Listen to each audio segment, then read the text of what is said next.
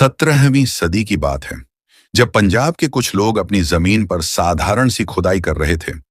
उन्हें इस बात का जरा भी अंदाजा नहीं था कि उनकी यह मेहनत आने वाले समय में इतिहास की सबसे बड़ी खोजों में से एक बनने वाली है। जब मिट्टी हटाई गई तो नीचे से बनी बनाई पकी हुई ईंटें नजर आईं। उन ईंटों का आकार इतना सटीक और मजबूती इतनी अद्भुत थी कि ग्रामीण यह सोचकर हैरान रह गए कि आखिर इन्हें किसने बनाया होगा। उन्होंने इसे भगवान का चमत्कार मान लिया और उन ईंटों का इस्तेमाल अपने घर बनाने में करने लगे। उन्हें यह आभास भी नहीं था कि ये ईंटें केवल ईंटें नहीं थीं, बल्कि एक ऐसे महान युग की गवाही थीं जिसने हजारों साल पहले एक समृद्ध और संगठित जीवन जिया था। वक्त का पहिया घूमता रहा।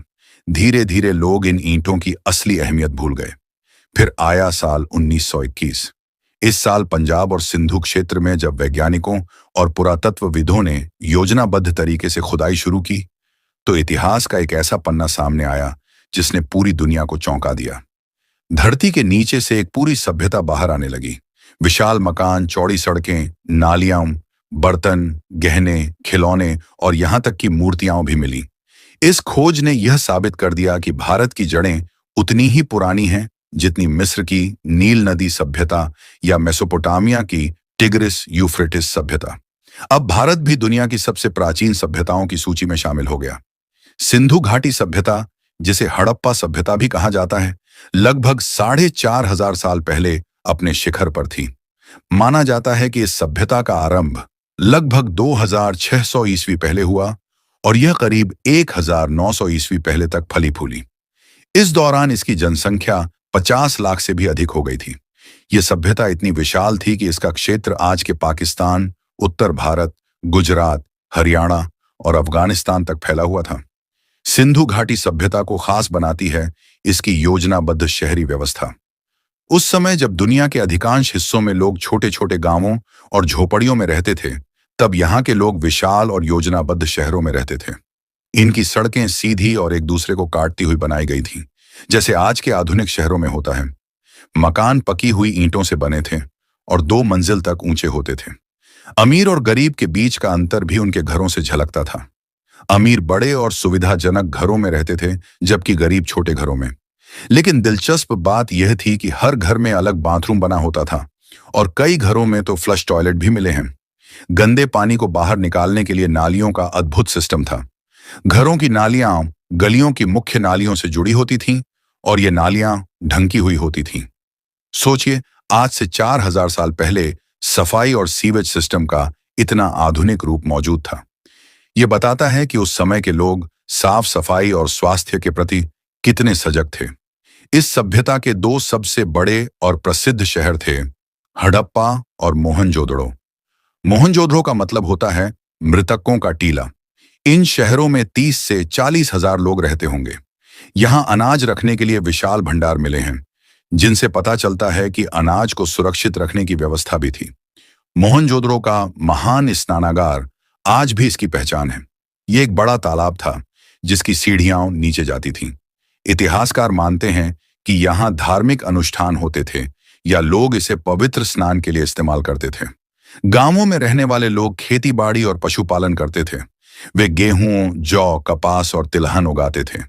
यही नहीं, दुनिया में सबसे पहले कपास की खेती यहीं की गई थी। शहरों के लोग व्यापार में लगे रहते थे।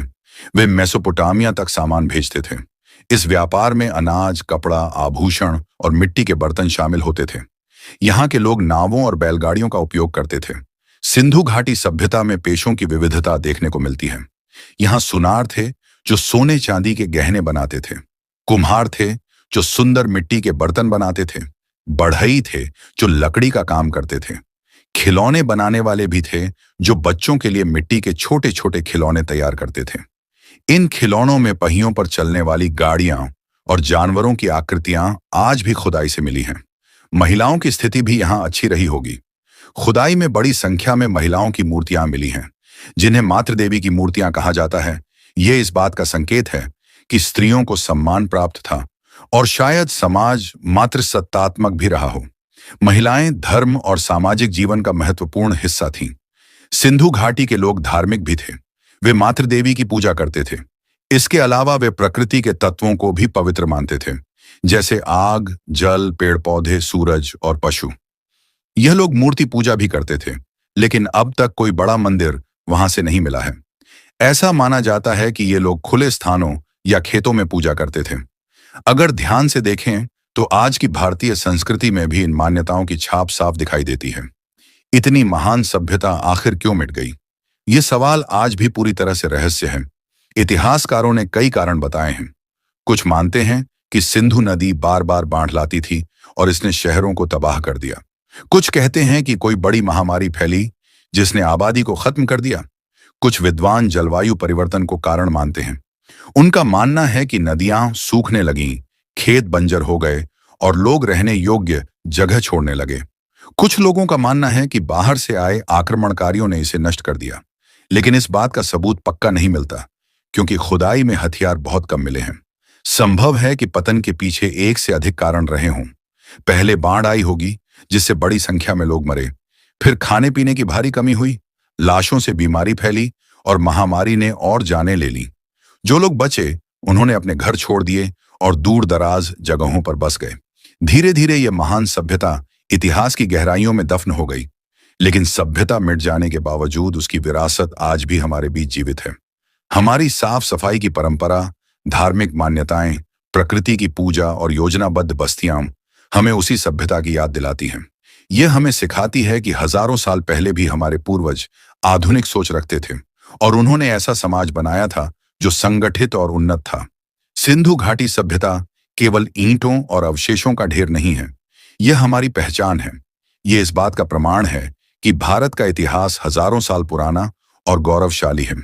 यह सभ्यता हमें यह भी बताती है कि मनुष्य कितनी जल्दी प्रगति कर सकता है और अपने जीवन को कितना व्यवस्थित बना सकता है। आज जब हम अपने आधुनिक शहरों की ओर देखते हैं तो कहीं ना कहीं सिंधु घाटी के उन शहरों की झलक दिखाई देती है। सीधी सड़कों का जाल, सीवेज सिस्टम, बड़े बड़े घर और सार्वजनिक स्थान, ये सब उन्हीं की सोच का परिणाम है।